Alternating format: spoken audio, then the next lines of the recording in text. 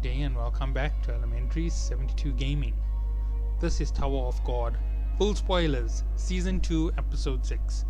And yeah, it's exactly as terrible as I expected it to be. Yurik did get quite a bit of screen time. I won't lie, I was actually quite happy about it. And he's going to get a little bit of screen time in the next episode. I don't know why they didn't just finish the fight in this episode.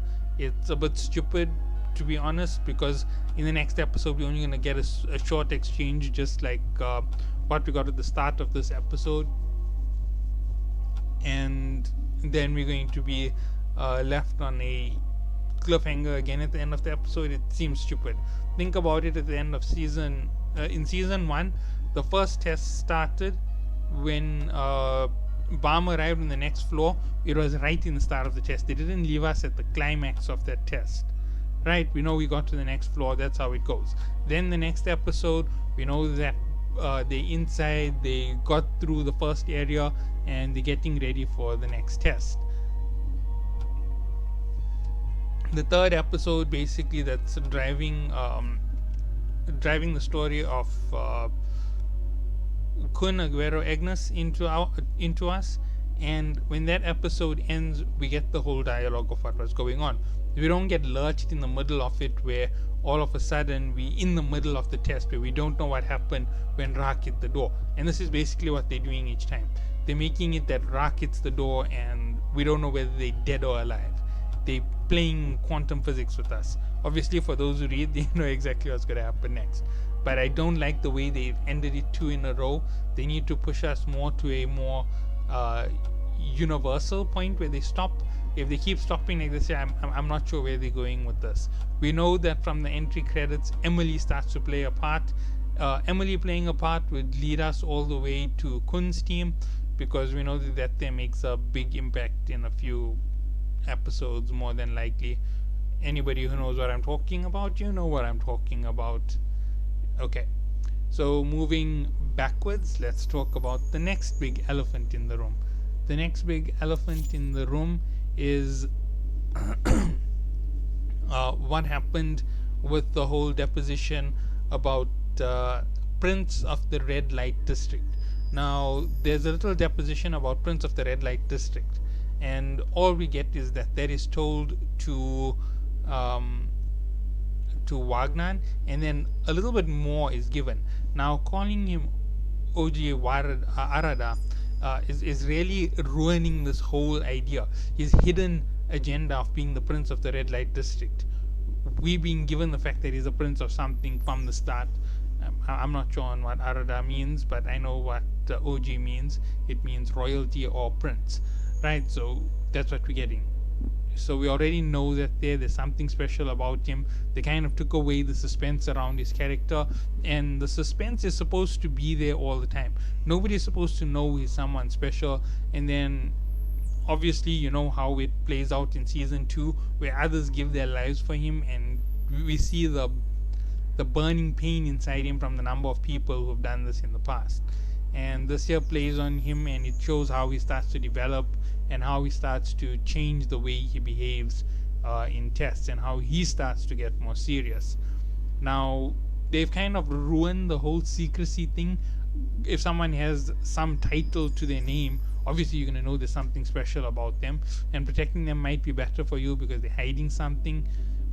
You know, it's kind of crazy that they're making this come out right now. They should have put it at a later date where his friends were closer to him, showing bonds and things. Then we find out he's Prince of the Red Light District. Well, anyway, that would have suited the story better. The other thing, Wagner and Balm and their relationship, I think that was played perfectly. I like the little comedy with Yua and how she tries to burn Wagner with a fire, and there was actually just a little joke in the story, because she asked Wagner asked Balm to save her from the crazy flamethrower, which is what he calls her, flamethrower, because her powers are fire based. And yeah, that's just part of the deposition on this side. I know that this is quite irritating, but yeah, let's move on to the next part. And here comes the big letdown. As I said, the whole flower of Zigna can take an entire episode on its own. That was what I was worried about. The way they're running with the episodes, they were putting too much emphasis on dumb pieces of the story, and they're gonna make us lose important parts of the story. We get the deposition from Yurik as it's supposed to be. We're supposed to just see his red eyes, but they give us a full look at him from the start. They let us know it's Mazino, and when this whole thing kicks off, we obviously, for those who read the story, would know that this is a big surprise for everybody. Yurik Mazino is top 3 in the tower. He is, sorry, not top 3, he's top 4 in the tower. He is only in that position because Jahad isn't active. Enryu isn't anywhere, and Pentaminum isn't anywhere that they know of. And with those 3 in seclusion, basically, it puts Yurik somewhere in that league just below Jahad. Obviously, we know that Kun Edan wants to really fight him and try and take back his position in 4th place, but Yurik is a monster, and when I say a monster, those of you who know he can wipe out an entire great family. So yeah, crazy strong, and he can kill the family leaders if he wants to, anytime he wants to. If they fight him and they get cocky, he can kill them. He's actually quite strong compared to most of them. I don't think there's anyone from them who can actually beat him with their powers or any type of cheats. However, from some of the other regulars in the tower, he might have a tough time. The reason for this is quite simple. The irregulars are unkillable by the regulars for the most part. That's the 10 great family heads. The regulars can't kill them. However, irregulars can kill them, which is why they can rank higher. And the other thing is that normal regulars can fight and beat an irregular. However, they can't kill or permanently kill an irregular, right? That's the way that I can say it. I know that sounds really convoluted, but that's the way that it goes. So Yurik is that strong, is at that point, and we see this guy jumping down with a whole lot of parasites. The thing about the parasites is Huryang is supposed to drop the soul deposition. They are passive. Why are they running? And what are they running from? They eat dead flesh within the Zigna. And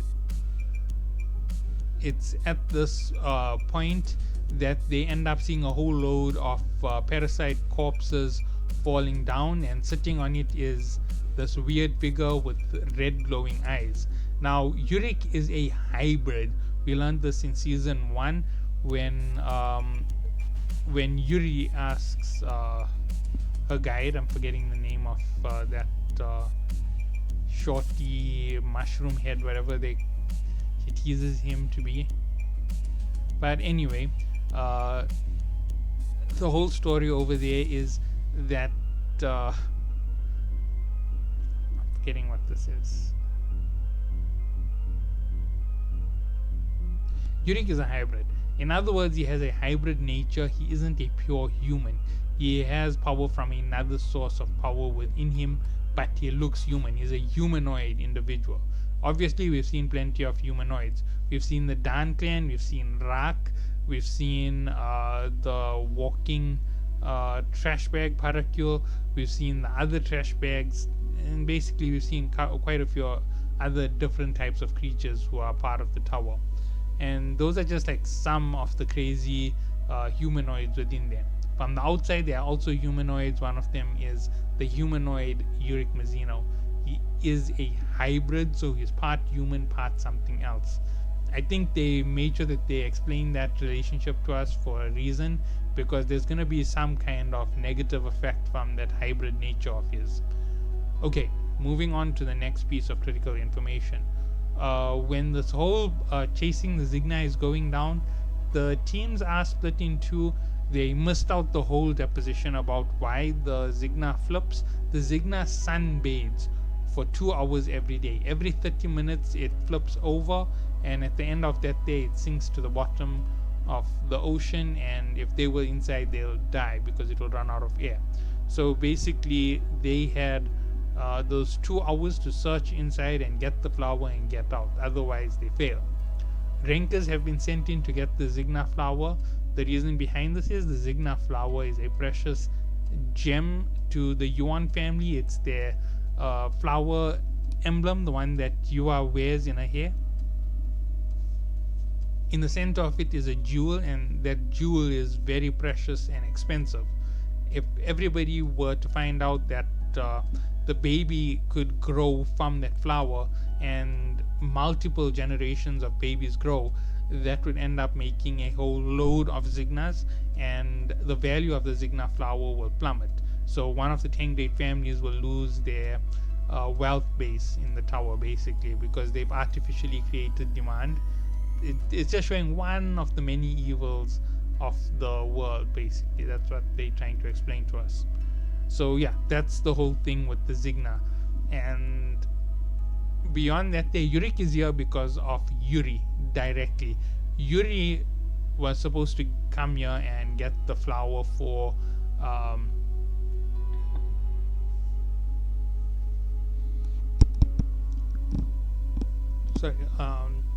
she was supposed to get the flower for Rapalista, and in turn, Rapalista would get her in contact with Balm. You realize the crazy coincidence in this year? Had Yuri been here, or Yuri joined the team to get in here, she would have met Balm, and she wouldn't have needed Rapalista to help her find Balm. So basically, Rapalista was telling her where Balm was without telling her where Balm was. It's just unfortunate that Yuri is an egghead and a crazy individual in some ways. So yeah, she missed out on her own opportunity. But yeah, that's sad for Yuri. The other things to note within that scene, the running of Huryang and Prince the moment Balm showed up, they didn't do it, and the transfer of messages between everybody to get in place and to start moving out in place. Missing's determination to try and be useful. She seems so passive and scared, like a small child being dragged along in the steam through horrible dangers, but no, she's supposed to actually be determined to prove her own worth, and they're supposed to be a little bit skeptical about letting her go on her own, but they were like, yeah, you know what, she'll be fine. And she actually does quite well with the whole chase of the Zigna flower, but that's just about it. Yurik actually supposed to have a Zigna flower in his hand at this moment, basically saying that if they want it, they're going to have to fight him for it, and that is basically where Viol says, fine, I'll fight you for it. And Viol and Yurik have a quick exchange with a single punch being thrown between them, and they basically wait for the Zigna to flip to go into the duel. That's how it goes. So everybody knows that part. We'll talk about what happens in the next episode. I'm expecting there to be 5 more minutes of the scene at the very least, which is kind of stupid because they could have extended one of the stupid episodes and pushed everything with the Zigna flower into a single episode and pushed us ahead just a little bit faster, because the next episode is going to be chaotic. From here, it's going to go on to Team Sweet and Sour meeting up with Quattro Blitz, and the next thing after that there is Kun's team. When Kun's team starts to play its part, things are going to go crazy, because Kun's team is going to get a close win by using Emily. Then following that, they're going to find out about the devil in the right arm. He's going to show up, and then Huryang is going to go to find him. Then there's the whole Arlen's hand incident where the hand is going to explode, and then we're going to have the whole switching over with Kun Aguero Agnes leading Team Sweet and Sour, Huryang being dragged along by Devil in the right arm, and we're then going to have the whole pushing on in tests in order to reach the workshop battle, which is crazy, and things start to go really haywire really fast. Then there's the whole threat from Karaka. Then there's the whole suggestion from Jin Sung Ha that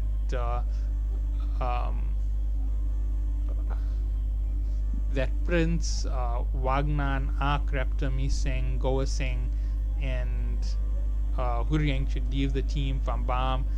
All of these things are going to play out in the next episode. They aren't that long of a supposition to do things, they aren't that important, but they have to play out. If they don't play out, it will leave some of the desperate actions that happen in the next few episodes to seem really pointless. And yeah, that's all that I have to say about it. Yeah, well, that's all the spoilers for today. Catch you all in the next one. Have a good day.